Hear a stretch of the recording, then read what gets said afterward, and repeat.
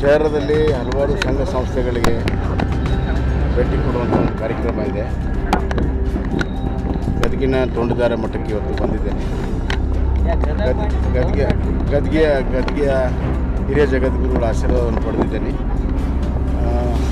ಈಗಿನ ಗುರುಗಳು ಅಲ್ಲಿ ಗುರುಲಿಂಗ ಕಾಪ್ಸೆ ಅವರಿರೋದ್ರಿಂದ ಅಲ್ಲಿ ಮಾಡಿಕೊಂಡಿದ್ದಾರೆ. ಆಮೇಲೆ ಸಾಯಂಕಾಲ ಅಥವಾ ಆಶೀರ್ವಾದವನ್ನು ಕೊಟ್ಕೊಳ್ತೀವಿ. ಗದಗ ಕ್ಷೇತ್ರ ಭಾಳ ದೊಡ್ಡ ಪ್ರಮಾಣದ ಭಾರತೀಯ ಜನತಾ ಪಕ್ಷದ ಮತದಾರರಿದ್ದಾರೆ. ಆ ಮತಗಳನ್ನು ನಮ್ಮ ಪಕ್ಷಕ್ಕೆ ಪರಿವರ್ತನೆ ಮಾಡುವಂಥದ್ದಕ್ಕೆ ಎಲ್ಲ ರಣತಂತ್ರವನ್ನು ನಾವು ಮಾಡಿದ್ದೇವೆ. ನಮಗೆ ವಿಶ್ವಾಸ ಇದೆ, ಈ ಬಾರಿ ಗದಗ ಮತಕ್ಷೇತ್ರದಲ್ಲಿ ಅತ್ಯಧಿಕ ಮತಗಳು BJPಗೆ ಬರುವಂಥ ವಿಶ್ವಾಸ ನನಗೆ. ನಾನು ಶಹರ ಮತ್ತು ಗ್ರಾಮೀಣ ಪ್ರದೇಶ ಎಲ್ಲ ಗ್ರಾಮ ಪಂಚಾಯತಿಗಳಿಗೆ ಮತ್ತು ಶಹರದ ಎಲ್ಲ ಭಾಗಗಳಿಗೆ ಪ್ರಚಾರವನ್ನು ಕೈಗೊಳ್ಳಿ. ಇಲ್ಲ, ಅನಿಲ್ ಮೆಣಸಿನ್ಕಾಯಿ ಅವ್ರಿಗೆ ಮಾತಾಡಿದ್ದೀನಿ. ಅವರು 2ನೇ ತಾರೀಕು ನಂತರ ಬರ್ತೀನಿ ಅಂತ ಹೇಳಿದ್ದಾರೆ. ನಮ್ಮ ಬೆಂಗಳೂರು ಮನೆಗೆ ಬಂದು 2 ತಾಸು ಕೂತ್ಕೊಂಡು ಅವ್ರು ಯಾರ್ಯಾರು ಹೇಳಬೇಕೆಲ್ಲ ಹೇಳಿದ್ದಾರೆ. ನಮ್ಮ ಜೊತೆಗಿದ್ದಾರೆ.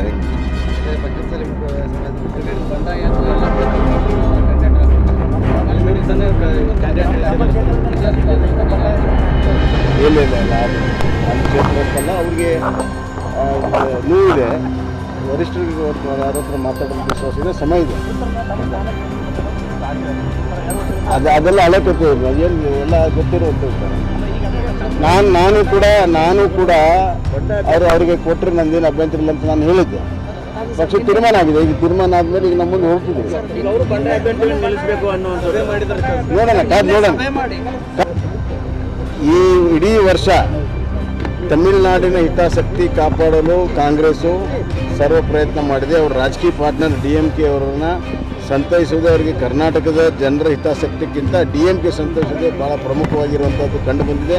ಹಲವಾರು ಬಾರಿ ನಾವು ಒಂದು ಪ್ರೊಟೆಸ್ಟ್ ಮಾಡಿದ್ದೇವೆ, ಸರ್ವಪಕ್ಷ ಸಭೆಯಲ್ಲಿ ಹೇಳಿದ್ದೇವೆ, ವಿಧಾನಸಭೆಯಲ್ಲಿ ಹೇಳಿದ್ದೇವೆ.